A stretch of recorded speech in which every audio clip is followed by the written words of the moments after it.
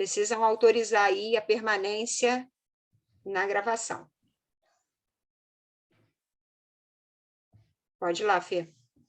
Pessoal, uma boa noite para todos vocês. Foi uma alegria muito grande poder encontrá-los no sábado à tarde. Foi um momento precioso, maravilhoso de comunhão. Um registro aí para o nosso churrasqueiro, que foi um espetáculo, né? Coisa de profissional. Fala sério. Vocês gostaram também? Imagino que sim, né? Pessoal, a gente vai retomar aqui a nossa conversa. A minha tela está sendo compartilhada com vocês aí, né? Tá tudo legal, né? Hoje a gente vai entrar aqui no Fê. passo... Tá, né? A gente ficou em cima do passo 2 no nosso último encontro, e hoje a gente vai entrar aqui no passo 3, tá? Vocês já estão aí vendo as duas colunas, né? Naquele nosso esquema. Coluna da esquerda, a literatura anterior, a da direita, a atual, né? Como vocês podem ver... Pois não. Vê se você consegue só aumentar um pouquinho ali no percentual ali embaixo, para ver se a gente consegue crescer só um pouquinho. Aí, Fê, ficou ótimo. Ficou bom? Ótimo. Como vocês podem ver, a redação mudou pouco, né? Se vocês forem ver assim, a tendência geral assim da redação dos passos, eles ficaram mais sintéticos, né? Eles estão mais enxutos, ficaram menorzinhos. Então, se antes nós dizíamos, decidimos entregar nossas vidas e nossa vontade aos cuidados de Deus, agora apenas entregamos quem somos a Deus. Se vocês forem ler o passo 3 do livro do Celebrando a Vida, talvez vocês detectem, se for a leitura que vocês fizerem, a mesma impressão que a minha, talvez vocês detectem 3 eixos principais, orientadores ali, que inicia-se falando a respeito de renúncia, né? Que para que haja uma entrega efetiva, você precisa renunciar a algumas coisas para poder efetivamente entregar isso a Deus, né? Essa entrega, ela implica numa tomada de decisão, né? E aí coloca em jogo a nossa liberdade, né? É um ato de escolha, né? E o passo termina na página... Deixa eu abrir aqui. O passo termina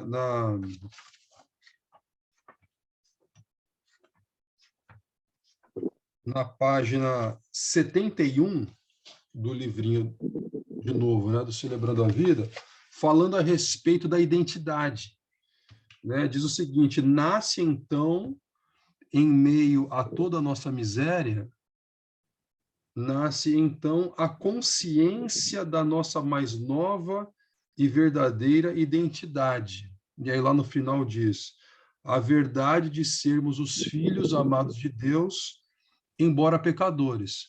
Então, na literatura anterior, que a gente vinha trabalhando, o passo 3 tem assim essa grande introdução, né, que fala sobre renúncia, fala sobre a decisão da entrega, mas aí ele culmina no tema da identidade, né?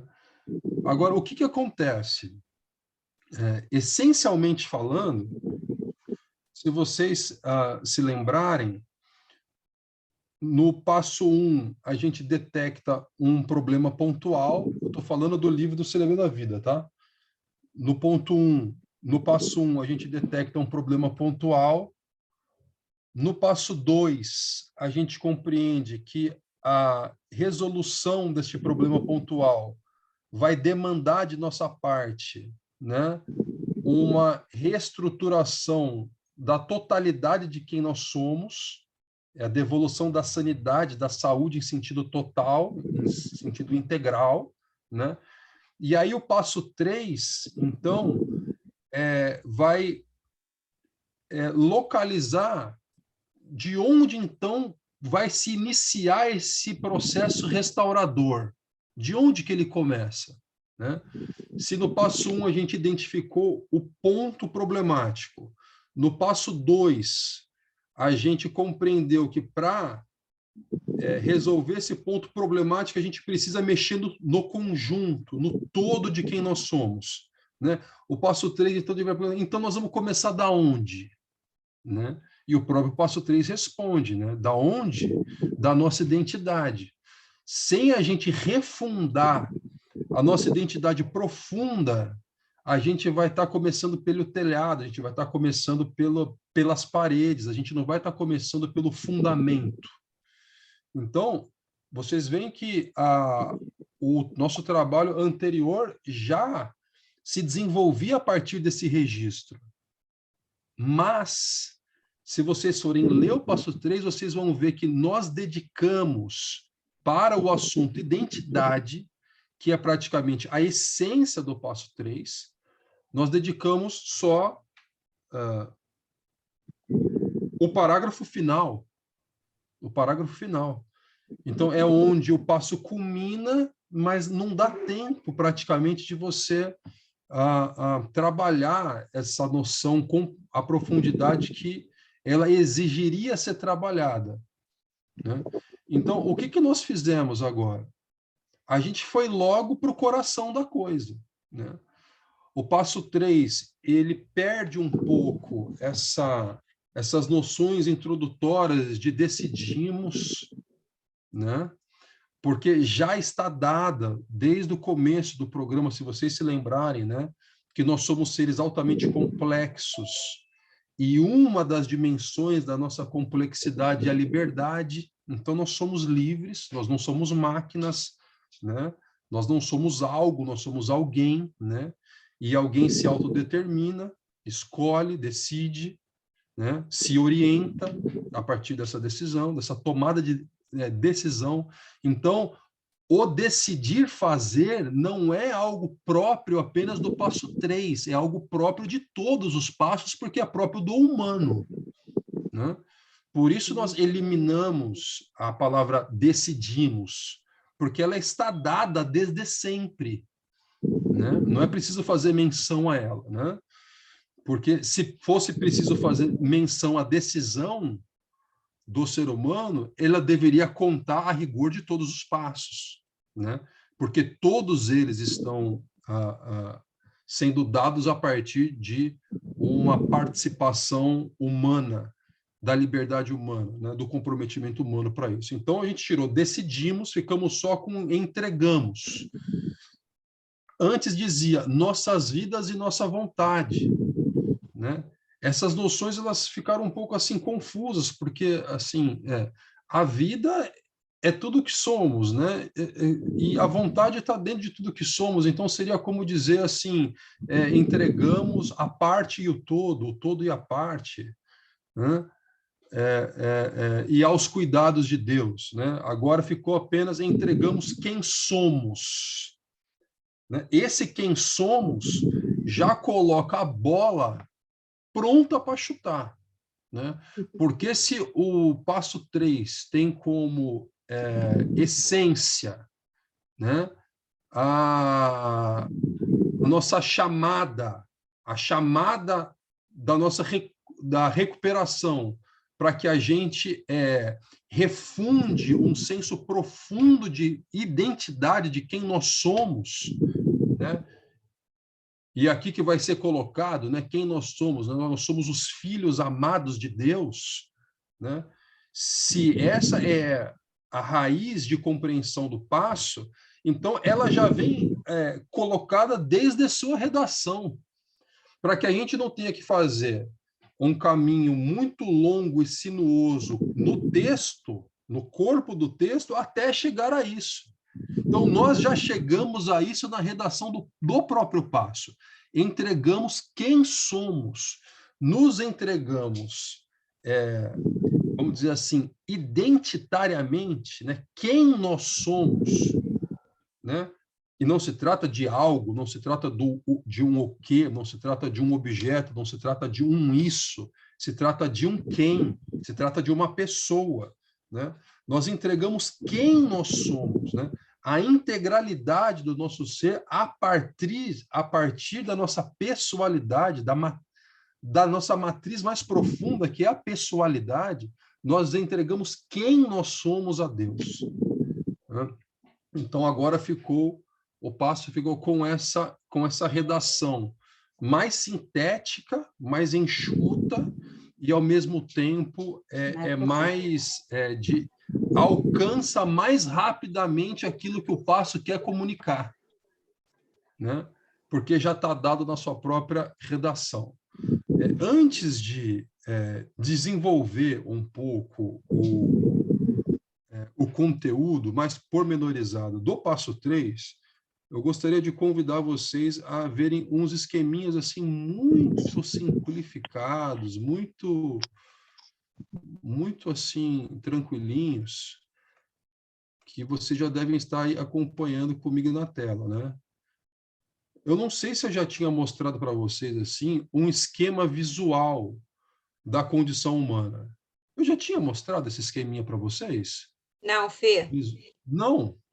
Não. Então, assim, vocês se lembram, né, que são 8 faces da condição humana. Então, assim, eu coloquei assim esse octaedro, né, essa forma geométrica aí com 8 faces, para representar a nossa condição humana, né? Por que tem esse coraçãozinho no meio? Esse coraçãozinho no meio é justamente quem nós somos, tá? Gostaria de brevemente assim recuperar o sentido bíblico da palavra coração, né? Nós estamos muito acostumados a trabalhar uma noção de coração pelo viés romântico, como se o coração fosse, né, a fonte assim das emoções, pura e simplesmente, né? Mas o que a Bíblia quer comunicar quando diz coração, ela quer comunicar justamente o âmago, né? A raiz, né? O centro de gravidade do nosso ser, né? É de onde a nossa própria existência deflui, né? Então, se existe um ponto no ser humano que concentra a integralidade do nosso ser, vamos dizer assim, se eu tocar no meu... É muito impróprio que eu vou dizer, mas assim, se eu tocar no meu dedo, vamos dizer que eu esteja tocando em uma parte de mim, né? Mas se eu tocar no coração, eu estou tocando no ser inteiro, porque é quem eu sou e de onde toda a minha existência se desdobra. É por isso que a Bíblia fala, né? De tudo que você deve guardar a fonte de onde o seu ser, ele são as fontes da sua vida, ela vem do seu coração. Então, esse é o sentido bíblico de coração, né? É a matriz do nosso ser. É como se fosse, num tabernáculo, seria o Santo dos Santos. Então, assim, não ocupa nenhum lugar geográfico, não se trata do órgão, do músculo coração, nós não estamos falando disso, né? É um lugar não espacial, onde todo o ser pessoal se concentra neste ponto, né? E para onde tende o coração, o ser inteiro vai, porque ele é o nosso centro de gravidade. Então, assim, a condição humana é esse ambiente, esse lugar existencial, né? Aonde o nosso coração, onde quem somos está localizado, né? Então, nós estamos posicionados no centro desse grande ambiente que teria, assim, pelo menos aí 8 lados. Então, por isso que está representado nesse octaedro aí. O problema é que essa condição humana, como a gente vem tentando comunicar, e que a gente sabe experiencialmente na nossa própria vida, ela não é um ambiente assim lá muito neutro, né? Ela é um ambiente bem difícil de existir dentro dela. E por isso, com o passar do tempo, nós vamos ficando cada vez mais extenuados, cada vez mais encurvados. A Marcinha Baltazar está aí, foi quem uma vez, conversando com ela na tenda, a gente conversou sobre as compensações antálgicas, né?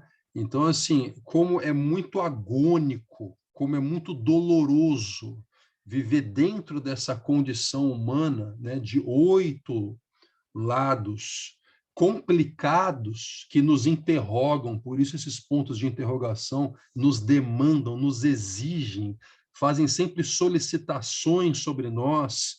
Nós vamos, com o passar do tempo, ficando inclinados, recurvados, fazendo compensações antálgicas, porque nós não suportamos a dor existencial de viver num ambiente como esse.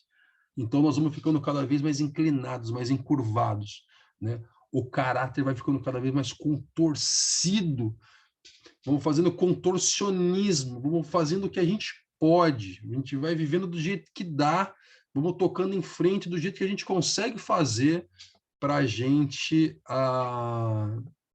continuar existindo dentro dessa condição humana aí. Mas não raras as vezes, e eu poderia dizer que é a regra, e se não aconteceu hoje, vai acontecer daqui a um tempo, porque não tem como viver de uma forma totalmente ereta, na total envergadura do nosso ser, dentro dessa condição humana. Então, começam a despontar essas questões pessoais, né? Que a gente vem chamando de área de recuperação, né? Mas a gente sabe que o que tem por debaixo desse iceberg, né, é a condição humana, né? São essas 8 grandes interrogações que vão nos extenuando ao longo da vida e que a gente não consegue fazer frente a elas, então a gente faz o que pode, né? E fazendo o que a gente pode, a gente vê despontar assim, depressões, a gente vê despontar níveis cada vez mais severos de ansiedade, a gente vê despontar compulsões de diversos tipos, a gente vê despontar baixa autoestima, a gente vê despontar um monte de coisa, né? Por isso, esse desenho que vocês estão acompanhando comigo, representando a condição humana como esse lugar existencial, é difícil de ser visto, de ser identificado, né? De ser explicitado, como nós estamos tentando fazer aqui, porque a gente fica só olhando assim o que desponta sobre a superfície da água, né? Só que como a gente não quer ter um trabalho aqui que fique impressionado e fique lidando só enxugando pontas de iceberg, a gente então está se debruçando desde o começo sobre esse ambiente existencial problemático que é o nosso e que a gente vem chamando de condição humana. Neste desenho seguinte, o que está representado aqui? Se a gente pudesse, em um traço, num esquema simplificadíssimo, representar o caminho de 12 passos, o caminho de 12 passos está dado nesse desenho, nesse próximo desenho. O que nós temos de um lado? A gente tem um círculozinho. Vocês estão vendo o círculozinho? Dá para ver aí? Depois a gente tem um passinho, né? Uma pegadinha, e depois do outro lado a gente tem um eixo na vertical, né? E um eixo na horizontal, né? O que significa isso daqui?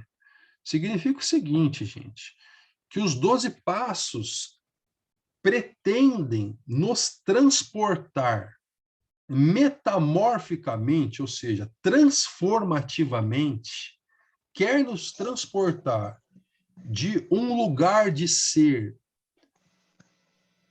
fechado, que eu coloquei aqui, fechamento, autoabsorção, fechado em si mesmo, né?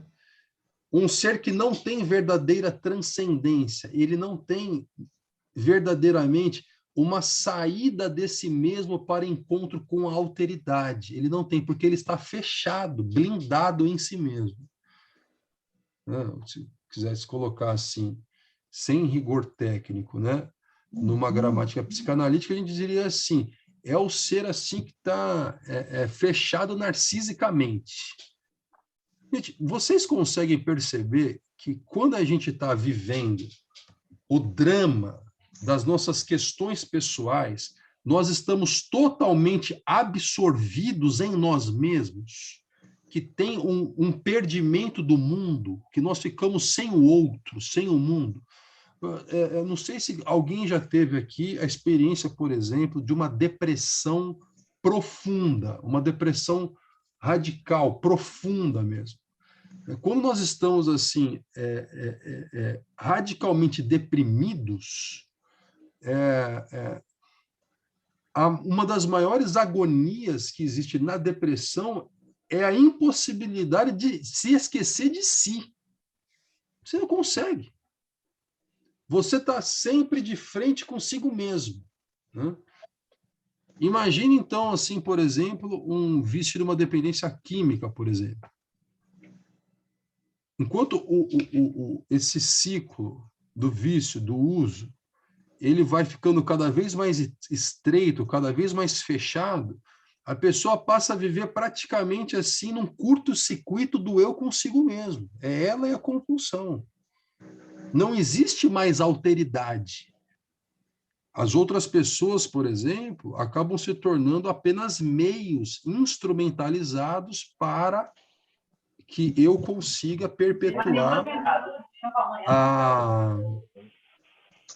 essa dinâmica de satisfação da minha necessidade, do meu desejo negativo, no caso. Porque existe um fechamento, né? Ao invés de nós sermos uma seta dirigidas, uma seta que vai ao encontro de algo, que vai ao encontro de alguém, nós passamos a ser autodirigidos, nós passamos a ser ensimesmados. Ao invés de flechas, nós nos tornamos bumerangues. A gente até dá uma voltinha ali, só que logo a gente já está retornado, encurvado sobre nós mesmos, né? Por isso a expressão latina homo incurvatus. O que é o homo incurvatus? É o homem encurvado sobre si.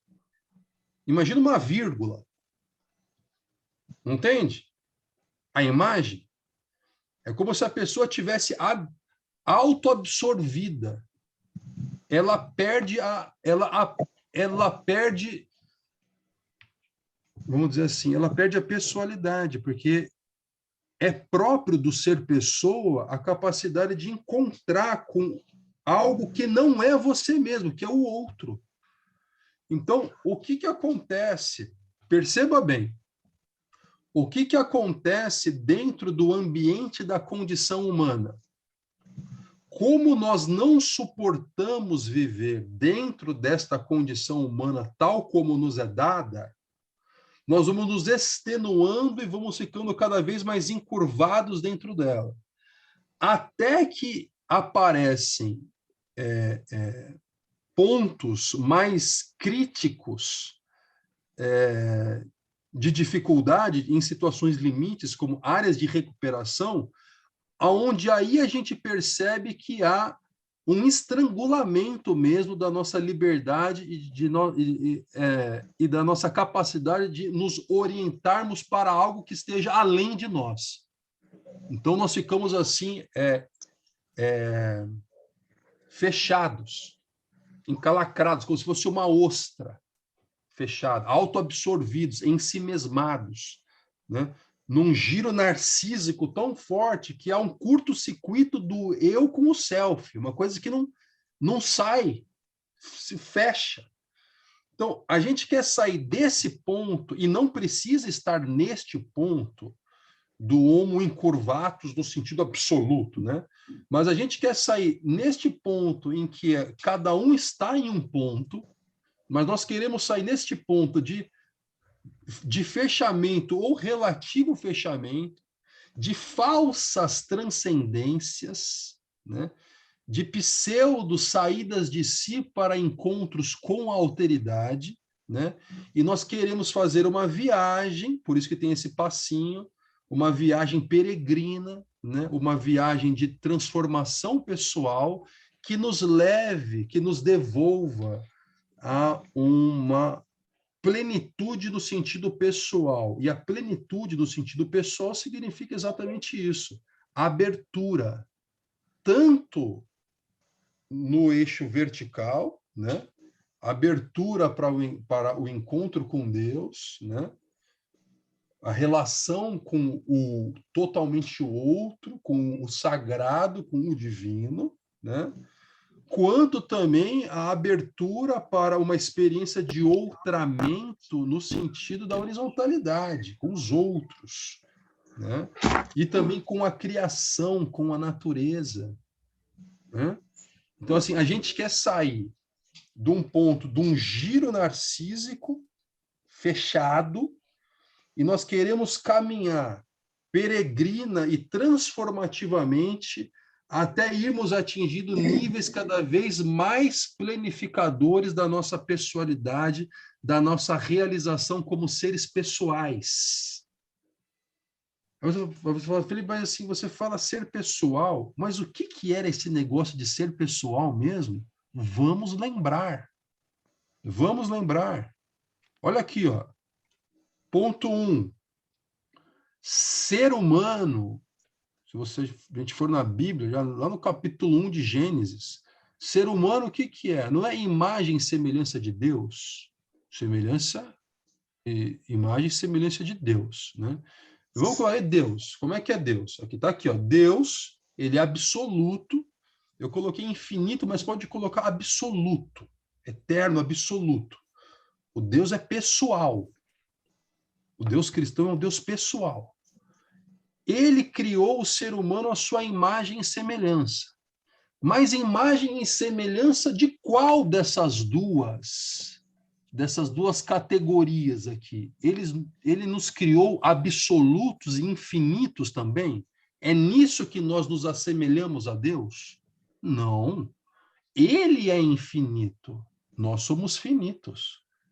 Então, essa imagem e semelhança seria do que, afinal de contas? Exatamente do segundo termo que está... eu fiz até um círculo nele, né? Do pessoal, né?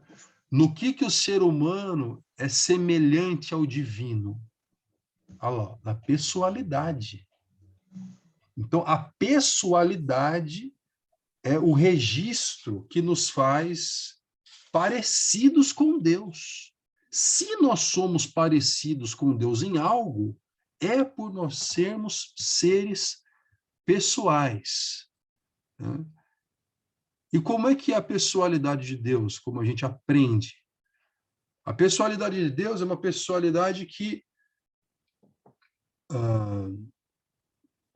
se dá dentro de uma relação, né? Do Pai, do Filho e do Espírito Santo. Então, Deus, ele é um ser pessoal porque ele não precisa de nada que esteja além dele mesmo para ele se realizar enquanto ser pessoal.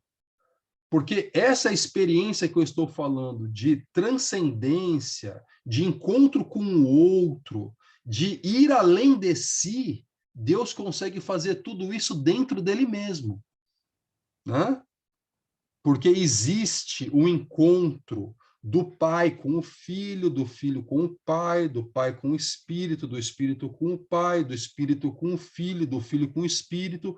Ou seja, Deus, ele não é um ser autoabsorvido, fechado, narcisicamente em si mesmo, porque o próprio Deus, na plenitude do ser absoluto que ele é, ele consegue transcender a si dentro de si mesmo, porque existem 3 pessoas que o constituem. Então, a pessoalidade de Deus, ela é realizada dentro de Deus mesmo, né? Agora, quando Deus nos faz parecidos com ele, ou seja, nos faz como seres pessoais, ele nos faz justamente para que a gente realize essa vocação de sairmos de nós mesmos para podermos encontrar com a alteridade, com o outro. Tanto no eixo vertical, encontro com Deus, tanto na horizontalidade, encontro com outros seres humanos e encontro com a criação, com toda a criação, com a beleza da criação, com a diversidade da criação, né? Com a dramaticidade da criação, né? Agora, o que acontece é que dentro do ambiente existencial difícil de ser vivido e elaborado existencialmente assim, da condição humana, ao invés de nós nos realizarmos como seres pessoais, a gente vai ficando cada vez mais impessoais. Aí que tá. A gente vai tendo cada vez mais dificuldade de sairmos de nós mesmos para verdadeiras experiências de transcendência, tanto na verticalidade quanto na horizontalidade, né? Então, nós ficamos egoicamente engolfados em nós mesmos, né?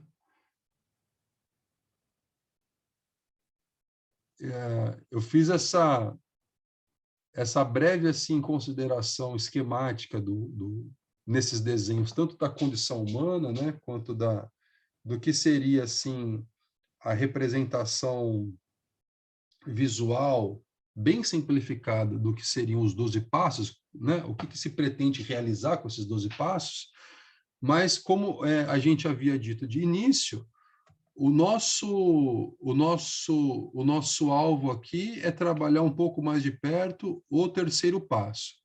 E o terceiro passo, ele assim, tá mais ou menos que entregue nesse pequeno esqueminha que vocês devem estar acompanhando comigo aí, né? O terceiro passo está escrito em negrito, e aí tem uma seta com uma reta toda pontilhadinha, né?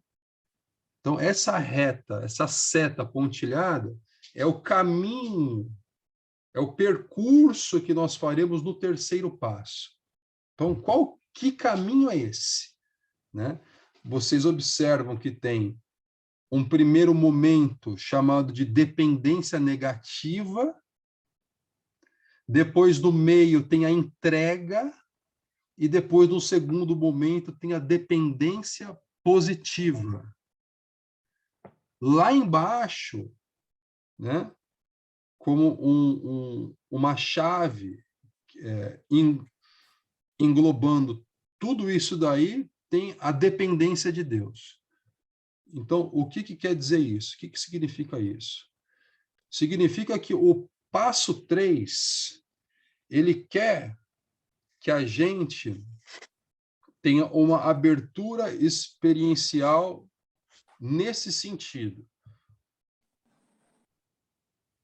Primeiro, o reconhecimento da dependência de Deus. E aqui eu estou falando de uma dependência que não é nem negativa e nem positiva, é dependência de Deus.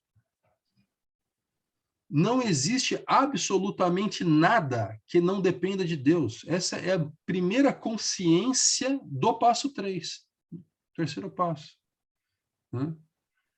O Deus cristão não é apenas o Deus criador do cosmos, não é só isso. Ele é o criador e o sustentador do cosmos o tempo todo, o tempo inteiro, né? De tal modo que se Deus virasse as costas para o cosmos num lapso, tudo se reduziria a nada, absolutamente nada.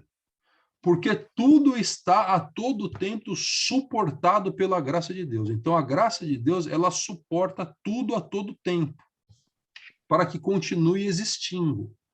Então, essa é a primeira consciência que se tem que ter no terceiro passo.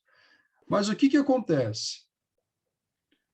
Por uma questão, e aí vocês estão vendo dentro dos parênteses, né, a palavra orgulho e a palavra humildade, acontece que, apesar de todos nós e todos os entes, todos os seres dependerem de Deus, né, o orgulho humano faz com que a gente desconsidere ou ignore essa dependência, esse estado permanente de dependência de Deus, faz com que a gente ignore isso, ou que a gente até reconheça que há dependência de Deus, mas se revolte contra isso, né? Então, seria mais ou menos a imagem de um galho revoltado contra o tronco da árvore que o sustenta. Vocês imaginem, né? Um galho que depende do tronco para continuar sendo, revoltado contra a condição de possibilidade do seu próprio ser, né? Então, assim, o terceiro passo, então, ele inicia nesse ganho de consciência, né? De que tudo o que existe depende a todo tempo de Deus, né? Como o apóstolo Paulo diz, né? Pois nele vivemos, nos movemos e existimos. Não existe nada fora de Deus. Se existisse alguma coisa que conseguisse existir fora de Deus, seria um outro Deus, né? Porque poderia existir autossuficientemente, mas isso não existe. Tudo que existe subsiste em Deus, né? Então, primeiro é essa consciência, né? Tomada essa consciência, a gente percebe que, apesar de tudo e nós dependermos de Deus, tudo estar na dependência de Deus, existe algum índice de orgulho em nós que ou não tem total consciência dessa dependência ou não a aceita de coração. Então, a gente chama esse estado de dependência negativa. De dependência negativa. Existe sempre um índice de dependência negativa de Deus em nós, né?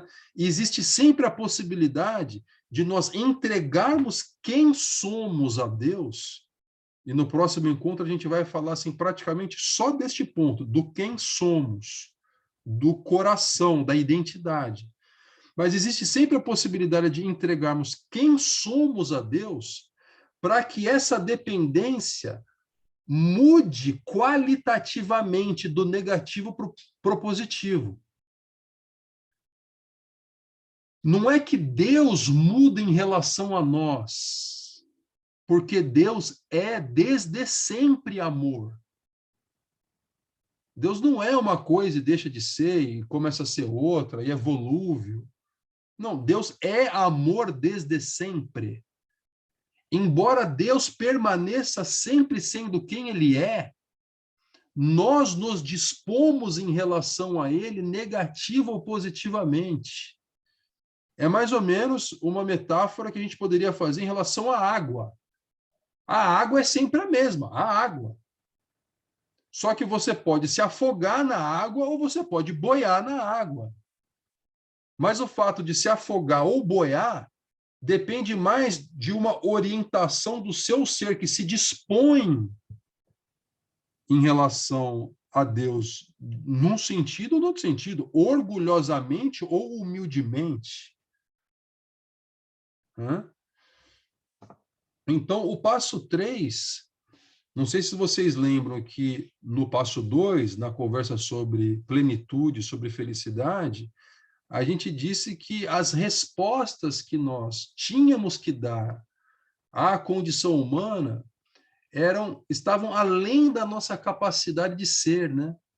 Nós até gostaríamos de responder bem à condição humana, nós não nos envergarmos, não nos tornarmos homos encurvados dentro da condição humana, mas essas respostas estão acima da nossa possibilidade de ser. Aí a gente falou, então precisaria ter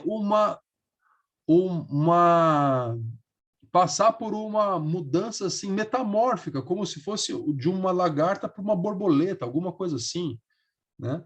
Precisaria de um renascimento, né? Então, o terceiro passo é o passo que abre a oportunidade para essa experiência de primeira mão com Deus, né? Não uma experiência terceirizada, mediatizada por outros, não uma experiência com o ídolo mental que nós fabricamos no lugar de Deus, não uma experiência com o Deus da religião, não uma experiência com o Deus dos nossos pais, não com nada disso. Nós estamos falando de uma experiência de primeira mão com Deus, né? Quem ainda não teve, o passo 3 é um portal experiencial de abertura um chamado para ter uma experiência de primeira ordem, de primeira mão com Deus, né? Para isso é lógico que a gente vai ter que tirar as sandálias, não dos pés, mas a sandália da nossa consciência que, né, de certa forma, impede a gente ter esse contato direto, né? Mas a gente também vai falar disso no próximo encontro.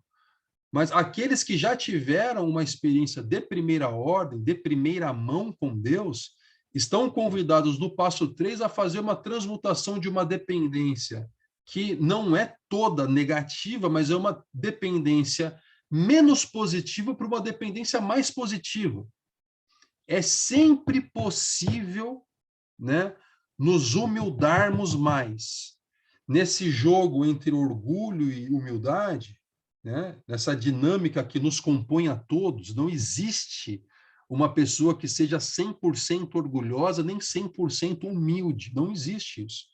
Nesse jogo entre orgulho e humildade, há sempre a possibilidade de nós nos humildarmos um pouco mais, né? De nós depender, de nós sabermos depender positivamente de Deus, né?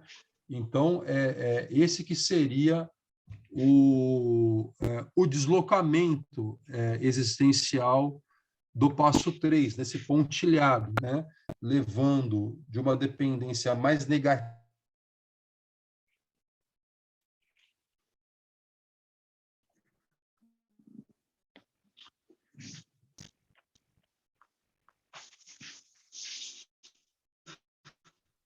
Oi, pessoal. Felipe travou para todo mundo. Deus e a alteração dessa qualidade, né, de dependência para que ela seja cada vez mais positiva.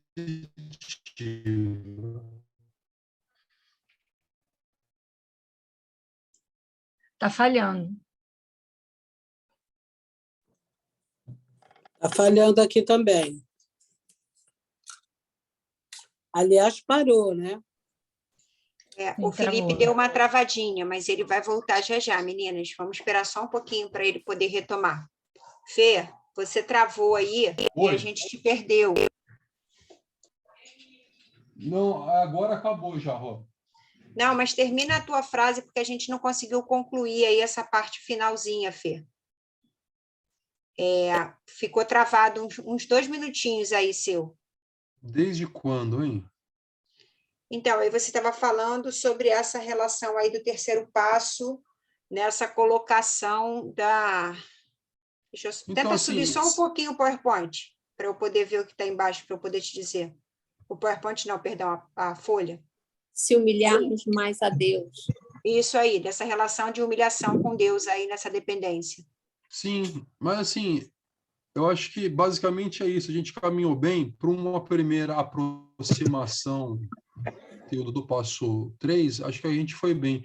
No nosso próximo encontro, a gente elabora um pouco melhor isso daí, tá bom? Beleza?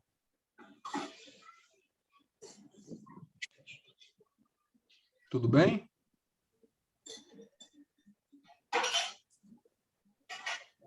Pessoal, vou fazer o seguinte, Fê, tu pode tirar teu compartilhar, por favor?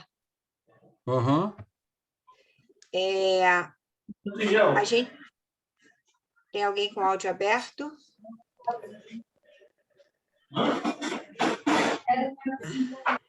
Oh, meu Deus. Olha o cheiro. Yuri, peraí, deixa eu tirar o som do Yuri. Foi.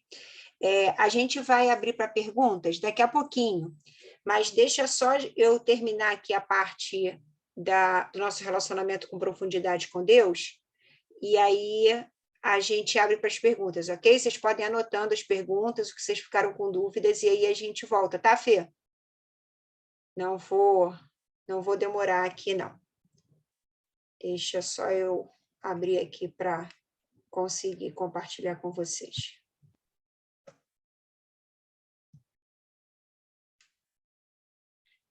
Vocês estão vendo? Sim ou não, talvez? Não consigo vê-los. Ainda não. Não. Não estamos Não. vendo. Não, não. Não estou vendo. Vai aparecer aí já já, só um minutinho, devo ter feito alguma coisa errada aqui.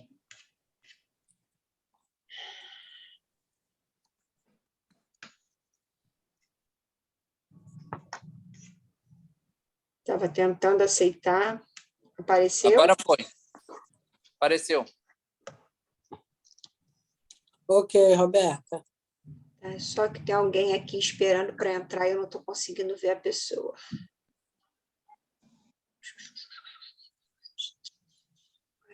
Não estou conseguindo achar a pessoa aqui para autorizar a entrada. Mas vamos lá.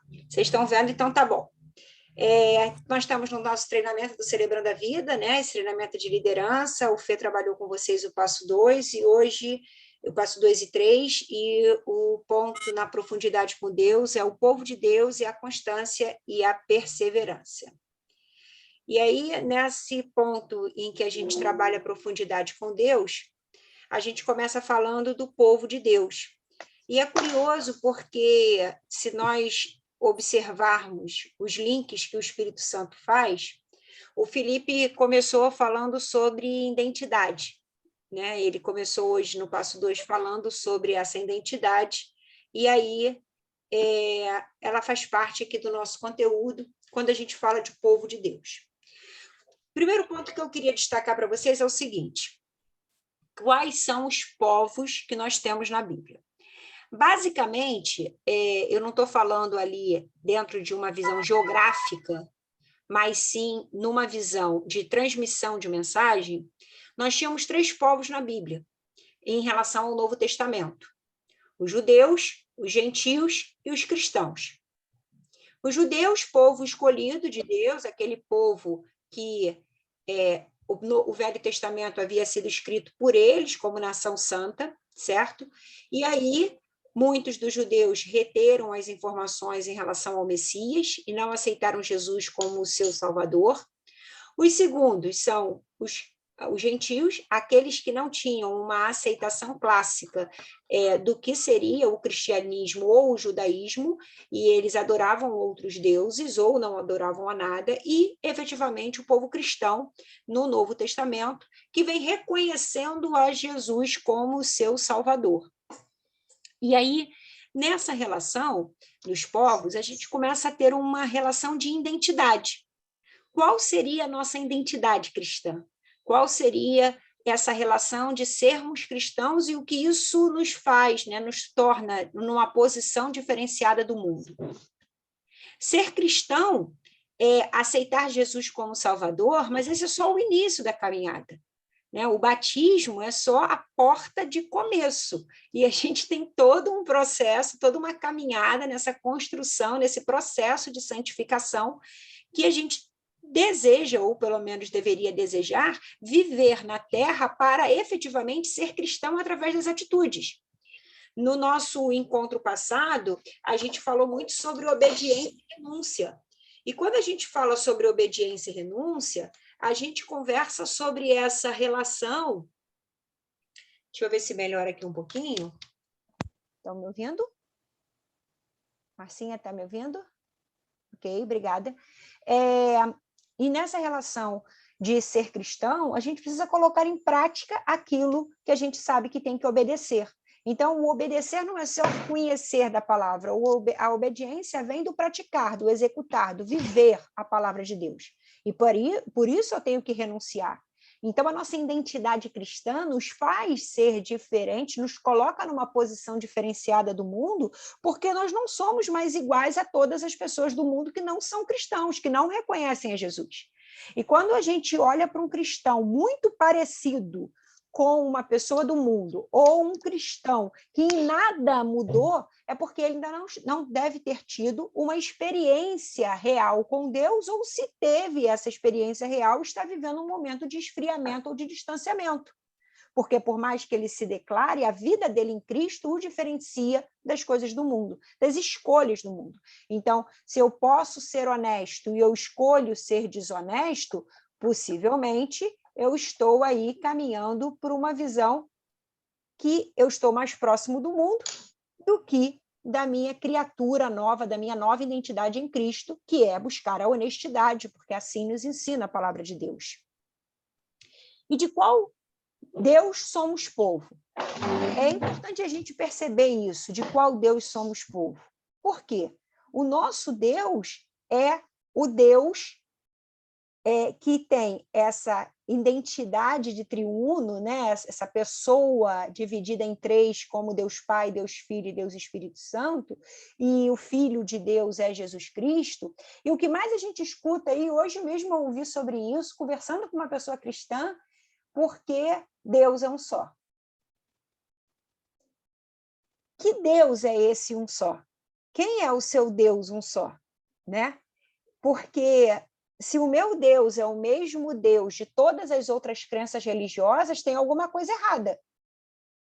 Se eu converso com um umbandista, um candomblessista, um espírita, ou se eu converso com qualquer outra crença religiosa que não reconhecem Deus como o Criador do universo e como o Pai de Jesus, e não reconheço o que Jesus fez por nós na cruz, esse Deus não deveria ser o meu. Esse não é um Deus único. Esse é um Deus diferente. Esse Deus pode ter qualquer outro nome, que não o Deus de Gênesis, que não o Deus do próprio Apocalipse, porque Deus está presente na Bíblia, a palavra de Deus vai de Gênesis a Apocalipse. Se eu uso como texto referencial qualquer outro conteúdo que não a Bíblia, opa, tem alguma coisa, porque esse Deus não pode ser o meu. Então, não é, tudo leva ao mesmo Deus. Deus é um só. Não, o meu Deus é o Deus que criou o mundo, que deu o seu Filho unigênito para morrer por nós na cruz. Então, a gente começa a perceber de que Deus somos povos. A gente é povo de que Deus? E esse deveria ser o nosso referencial.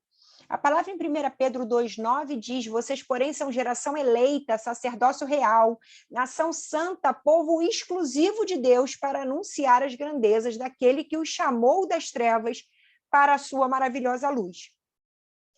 E aí eu vou começar a provocar vocês para uma discussão. E quando eu começo, a provocá-los para a discussão, observem que o grifo está assim: daqueles que o chamou das trevas para a maravilhosa luz. Então, nós fomos retirados das trevas. Nós fomos chamados por Deus para sairmos das trevas e participar da luz.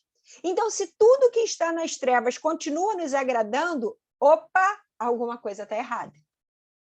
Se tudo que corresponde a trevas está nos despertando a atenção e movendo o nosso coração, nos impulsionando a caminhar nessa direção, tem alguma coisa errada conosco. Possivelmente a gente está frágil espiritualmente. Porque Ele, Deus, nos chama para a maravilhosa luz e não para viver em trevas. A palavra de Jeremias 1,5 diz: antes de formá-lo no ventre, eu o escolhi. Antes de você nascer, eu o separei e o designei profeta das nações. Então, nós fomos escolhidos no ventre da nossa mãe. E, mais uma vez, eu vou gerar uma provocação em vocês. Você foi escolhido. E essa provocação eu queria que você gravasse, porque tem muita gente que discute sobre essa relação de povo escolhido.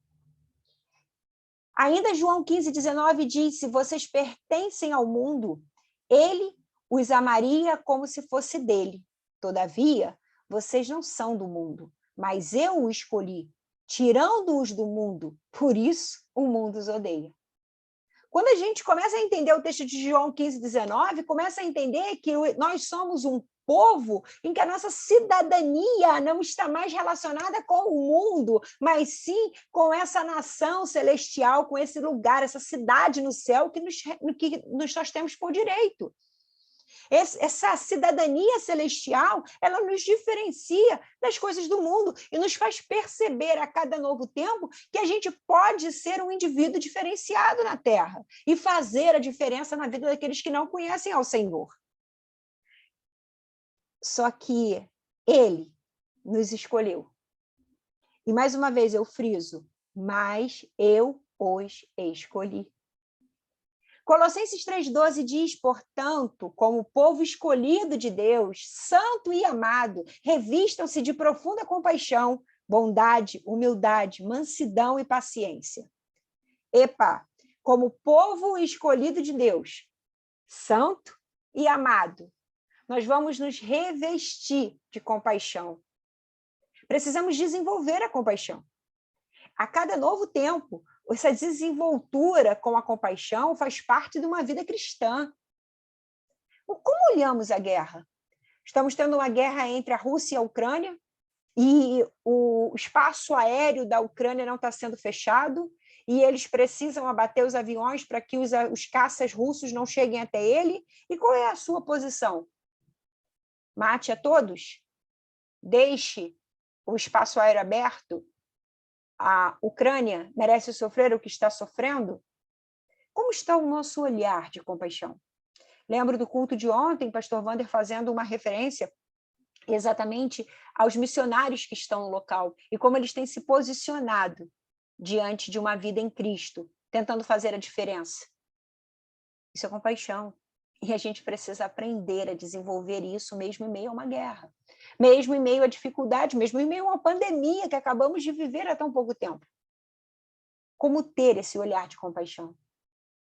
Precisamos ter bondade, porque isso também flui do Espírito Santo.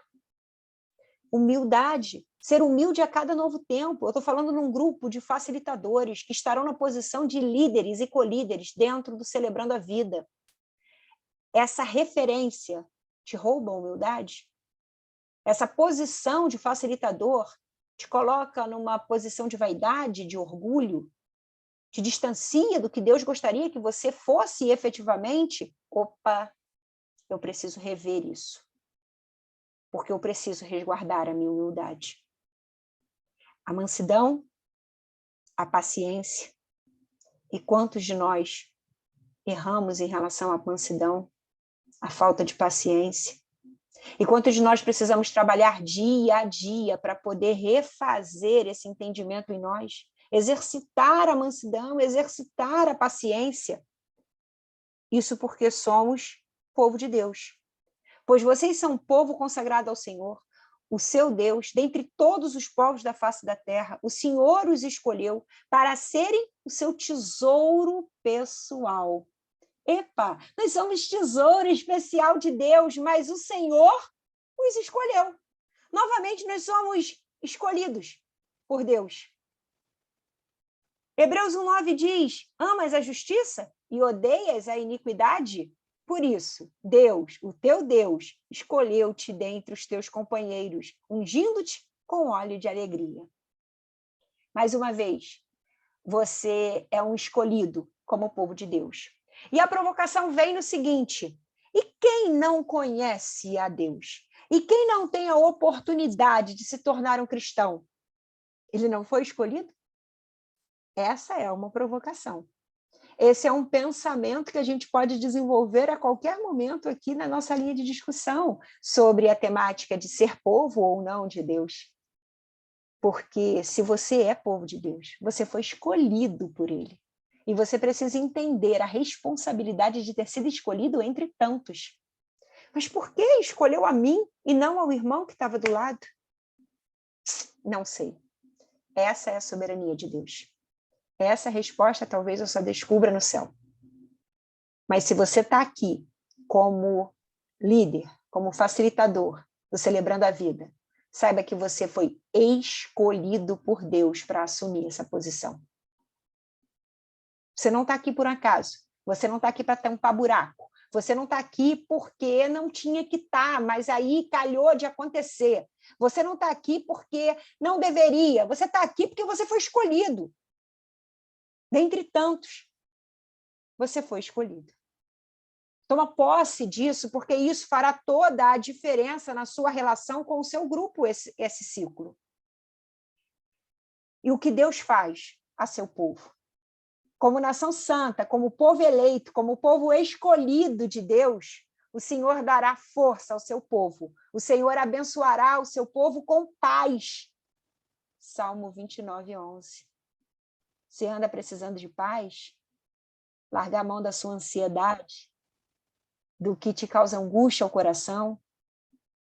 Deus diz que dará força ao seu povo e nos abençoará com a sua paz. Mas em Salmos 3:8 ele diz que o povo de Deus também terá salvação e receberá a bênção, porque somos selados para isso. Em Salmos 149:4, ele se agrada do seu povo. Então, as nossas atitudes precisam ser agradáveis a Deus. E com isso, ele adornará os mansos com a salvação. Não porque efetivamente somos os mansos, porque a graça vem de graça. E vem não por merecimento, mas por tudo aquilo que podemos receber do Senhor pelo o seu incomparável amor. Salmo 33:12 diz que bem-aventurado é a nação cujo Deus é o Senhor. Seremos felizes, seremos bem-sucedidos, seremos bem-aventurados se tivermos como Deus o Senhor, porque é o povo que ele escolheu para ter a sua herança. Ainda em Mateus 1:21, e ele dará à luz um filho, e lhes porá o nome de Jesus, porque salvará o seu povo dos pecados. Então, quando nós reconhecemos Jesus como Salvador e como temos a Deus Pai como o Senhor do nosso povo, o povo de Deus, efetivamente, nós seremos salvos e teremos libertação dos nossos pecados. E ele ainda diz: não temais, porque eis aqui vos trago novas e grande alegria. Ei, para de viver com medo, para de viver assustado. Esse é o Deus que cuida de ti. Lucas 2:10 diz: você não precisa temer, porque ele trará coisas grandes que te encherão de alegria, mesmo em meio às dificuldades que você encontra hoje, meu irmão e minha irmã. E 2 Coríntios 7:14 diz: e se o meu povo, que se chama pelo meu nome, se humilhar e orar e buscar a minha face e se converter dos seus maus caminhos, então eu o ouvirei dos céus e perdoarei os seus pecados e sararei a sua terra. É uma cura que você espera hoje? Saiba que Deus pode curar, que Deus pode sarar a terra, que Deus pode cuidar dos seus, que Deus trata de você, porque você é povo eleito de Deus, você foi escolhido pelo Senhor. Você não está aqui por um acaso. Essas 30 e tantas pessoas que estão aqui essa noite estão aqui para ouvir que são povo de Deus. Precisa se humilhar, meu irmão, orar, buscar a face do Senhor. Desenvolver um relacionamento profundo com Deus. Como a gente tem dito já há algum tempo, afinal, nós estamos num tempo de profundidade com Deus. E estamos fazendo esse exercício de profundidade nesses 6 encontros, que é para vocês entenderem que não dá para viver de uma forma superficial. Não dá para esfriar na fé. Esse ciclo de 2022 não dá para ficar morno. Vai ser um ciclo de grandes coisas do Senhor, assim eu creio, mas você, como facilitador, precisa estar constante com Deus. Constantemente, perseverando. Se assim não for, você vai desanimar, você vai se enfraquecer. Ser constante com Deus. E aí tem uma foto de uma pessoa fazendo musculação, né? E para quem faz musculação, para quem faz exercício físico, para quem trabalha o corpo, sabe que às vezes o músculo fica muito inchado, que você ganha fisicamente uma roupagem completamente diferente daquilo que era antes, quando você era ocioso. Que você, quando malha, você desenvolve músculos, você cresce, você afina em alguns lugares. Mas para de fazer o exercício como você fazia antes para ver o que acontece. Para de malhar para ver se o músculo não murcha. Para de ter atividades físicas constantes, é o princípio da continuidade. Se você não tiver continuidade na prática do teu exercício físico, seu corpo murcha, você enfraquece. E assim também é a nossa vida com Deus. A gente tem que estar sempre ativo, a gente tem que estar sempre se exercitando, a gente tem que estar sempre buscando para poder essa constância nos manter firmes, nos manter com músculos fortes. Provérbios 28:14 diz: como é feliz o homem constante no temor do Senhor, mas quem endurece o coração cairá na desgraça. Deus te deu um coração de carne para você estar aqui, como povo dele. E se você deixar que o seu coração endureça novamente e vire pedra, você cai na desgraça. E se ele nos avisa isso em Provérbios 28:14, é porque aquele que tem um coração de carne pode um dia sim voltar a ter um coração de pedra, se encher de orgulho, de arrogância, de vaidade, de soberba, se distanciar de Deus e não exercitar todos os dias a profundidade desse relacionamento. Martinho Lutero disse uma vez que quanto mais compromissos ele tinha no seu dia, mais tempo ele passava com Deus, pois sabia que muitas coisas seriam resolvidas enquanto ele orava. Portanto, assim como diz a palavra de Deus, quando buscamos em primeiro lugar o reino de Deus, as demais coisas nos serão acrescentadas. Está cheio de compromisso, meu irmão? Tem muita coisa para fazer? Começa a ser constante. Seja como a onda do mar que vai e volta, mas está todo dia voltando para Deus. Todo dia. Ache um tempo para se relacionar com Deus. 1 Coríntios 15 diz: portanto, meus amados irmãos, mantenham-se firmes e que nada os abale. Sejam sempre dedicadas à obra do Senhor, pois vocês sabem que no Senhor o trabalho de vocês não será inútil. Sirva no Celebrando, na igreja, em qualquer outro ministério, mas sirva. O trabalho de vocês na Seara de Deus nunca será inútil. Sabe aquele dia que você está muito desanimado? Sabe aquele dia que você está frágil? Levanta e serve. Porque o Senhor cuidará de ti. O Senhor resolverá os seus problemas. E quando você voltar para casa, parece que nada aconteceu. Parece que os problemas saíram de dentro de você. E que você ficou muito mais leve, porque você estava servindo ao Senhor. E para a gente encerrar, a gente precisa desenvolver a constância em todas as áreas da nossa vida. João 5, 28, 29 diz: em nossas atitudes sobre o pecado e a justiça, Deus fará uma distinção eterna. O pecado é pecado independente de quem o comete. Então saiba que numa vida de pecado não é uma vida do povo de Deus. Não é uma vida de quem tem constância com Deus. Se você busca o pecado, consciente de que é pecado, você não está exercitando a obediência. Você não está tendo condutas agradáveis ao Senhor.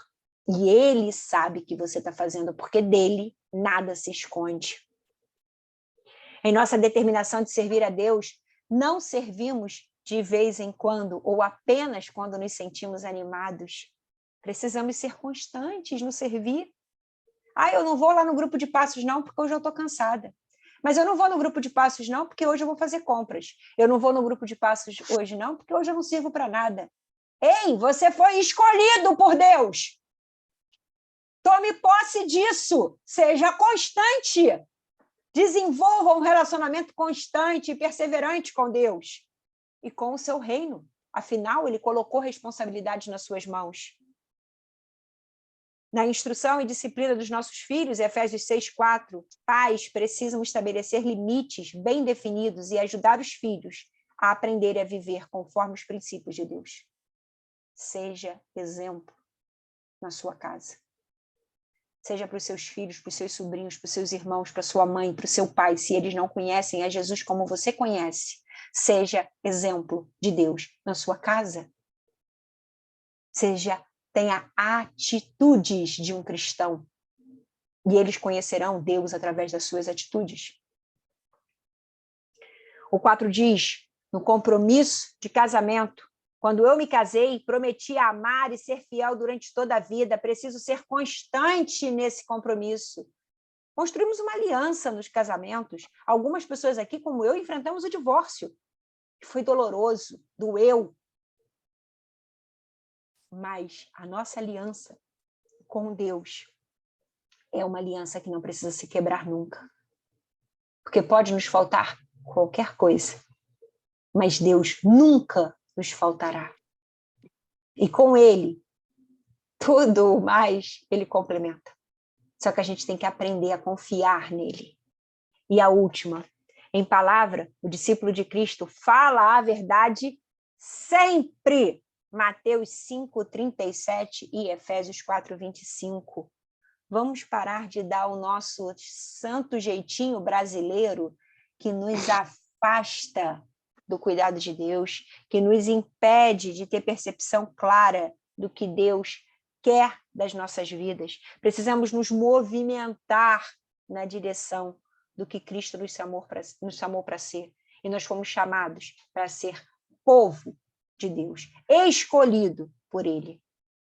Essa é a minha singela participação para vocês e que isso tenha, de alguma forma, impactado vocês como povo, nação eleita, e que vocês não abram mão dessa identidade que Cristo concedeu a vocês, porque aquela identidade verdinha que você tem, com o nome do seu pai, o nome da sua mãe, a sua filiação, você pode ter a sua identidade roubada, você pode ser extraviada o seu documento, você pode molhar esse documento, mas ninguém tira a sua filiação. O que está escrito na identidade, ele não desaparece, mesmo quando o documento físico não existe. Assim é sua identidade em Cristo. O seu pecado não vai te roubar de Cristo, mas você precisa se arrepender dele e voltar para ele, caso essa seja a sua vontade, porque a sua identidade está garantida como um ser povo de Deus, um cidadão do reino, um cidadão celestial. Deus abençoe sua vida, meus irmãos. Vamos abrir para as perguntas agora. Certo, Fê? Fê está aí? Estou aqui. Gente, o povo está escrevendo aleluia aqui. Olha, não foi pregação, não. Foi só uma aula hoje de palestra, tá, gente? Firme Foi nas pregação promessas. esse negócio aí. Palavra de advertência. Mas faz parte do nosso treinamento, não é verdade? Verdade, aí. palavra abençoada. A gente tem que treinar de todas as formas, não pode só treinar fazendo carinho, assim, né? Acho que até por isso que Deus trocou hoje a ordem, que o Felipe foi tão carinhoso, né? Botou uns coraçãozinhos, um negocinho, veio um cajado do céu aí no movimento. Literalmente chamado. Literalmente No final, uma você fala, chamada. você fala assim, não era para eu ter falado isso tudo, né? Não, foi papai, vai desse jeito mesmo, só obedeço. É isso aí, isso é que é bonito, isso é que é lindo. O Senhor nos usando, né? E aí a gente pensa assim, meu Deus, mas eu não preparei isso tudo para falar.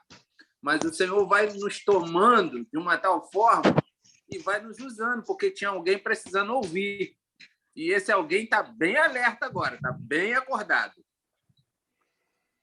Isso aí, espero aí em Deus. Deixa o Fê falar aí que ele vai responder as perguntas aí do pessoal. Fê? Eu não estou conseguindo ver as perguntas. Oi, Fê. Vamos lá. Quem tem pergunta para fazer aí sobre o passo 2 e 3, ou talvez sobre povo escolhido, fiquem à vontade para levantar a mão ou abrir o áudio. A minha curiosidade, Roberta, esse material vai chegar antes de começar os passos para os líderes e colíderes, ou nós vamos usar o livro com essas anotações? Ótima pergunta, Mari. Dia 27, esse treinamento que ninguém vai faltar, porque eu estava surda, cega e muda no início, quando alguns falaram uma coisa aqui que eu não ouvi, certo? Dia 27, a primeira parte dessa, entre aspas, tá? Apostila, porque a gente está fazendo num materialzinho mais levinho, menorzinho, os 3 primeiros passos. vai estar à disposição para ser comprado, pelo simples fato de que ele tem um custo para ser rodado pela igreja. Então, é um preço simbólico mesmo, só de rodar o material. No dia 27, no treinamento, ele vai estar lá disponível. Então, todos que forem ao treinamento, que é um treinamento que vai fazer uma parte de revisão de conteúdo para aqueles que precisaram, mas principalmente vai falar de logística, né? O ponto principal do treinamento é a logística, e vai ter dinâmica, a gente vai ter algumas coisas de entrosamento, e lá a gente vai descobrir quem são as duplas e os trios dos dias que vocês se disponibilizaram, como a gente faz todos os anos. E aí você já vai receber essa apostila. E você vai ter até o dia 31 para começar a leitura. Sendo que no dia 31, que é a abertura do ciclo, que é o culto de quinta, mas quem partilha quinta já vai ter partilha quinta de tarde e quinta à noite, vai começar com uma introdução. Lembra que o primeiro encontro, geralmente, a gente faz um quebra-gelo, a gente pergunta alguma coisa de como a pessoa chegou ali, o que ela estava esperando. No material, já tem ali uma introdução. Mas essa pergunta de quebra-gelo e tudo mais, o líder pode facilitar ali no momento para poder ele ganhar força para poder aplicar o material nessa leitura. E aí, quem partilha quinta, quem partilha domingo já vai começar também, na segunda, na terça e na quarta, consequentemente. Mas aí já seriam semanas de abril, porque 31 de março é o último dia do mês de março e a gente já está nesse curso de abril. Todo mundo no primeiro dia é o mesmo vibe. E até chegar ao segundo encontro, onde efetivamente a apostila vai estar na mão dos participantes também. Então, na verdade, Roberto, lá na mão dos participantes só a partir do segundo encontro. A partir do primeiro encontro, então, no dia só 31, do dia 27 chega na mão dos líderes e facilitadores totais, né? No dia 31, já vai ter ali onde fica a mesinha de inscrição do grupo de passos, que você já ficou ali várias vezes, já vai ter a possibilidade de comprar esse material, os participantes. Então, 31 à noite, ele já vai estar lá. Só que vai ter gente que só vai aparecer na igreja na segunda-feira, vai ter gente que vai ter que ter online esse material. Online. Porque o pessoal que só faz online vai comprar como? Online e mora então, longe. A Roberta Vaz vai ver aí uma saída com o Fê, tarefa agora, ela está ouvindo isso agora, mas ela vai ver uma saída com o Fê para poder ou botar isso no Mercado Livre, ou fazer isso como um e-book. Eu ainda não sei como vai ser a construção nossa para isso, e, gente, é tudo novo, tá? A gente está construindo juntos, porque a gente tem muita gente no online. E como que esse pessoal vai receber esse material? Agora, Roberta, quando a gente fez as inscrições, uma orientação... Deixa eu só parar de gravar aqui, peraí, só um minutinho, que eu já gravei muita coisa desnecessário.